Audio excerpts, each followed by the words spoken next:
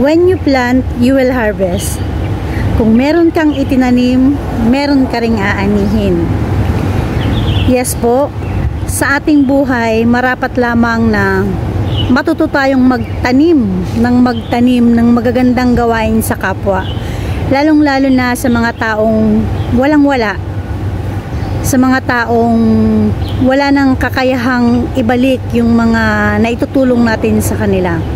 Alam naman nating hindi natutulog ang Diyos. At alam ng Diyos na sa bawat pagtulong na bukal sa ating kalooban at hindi tayo naghahangad ng anumang kapalit at hindi tayo nagkakaroon ng kaisipang panunumbat, asahan po natin ang gantimpalang nag-aabang na kanyang igagawad pagdating ng araw. At kung sakali mang hindi po natin maramdaman ang pagpapala niya sa ngayon, sigurado po in the near future, sa mga anak o kaya sa mga apo natin, sila po ang aani ng ating mga itinanim. Kaya simulan na po nating magtanim. Malaki, maliliit man na bagay, hanggang sa maging habits na natin ito.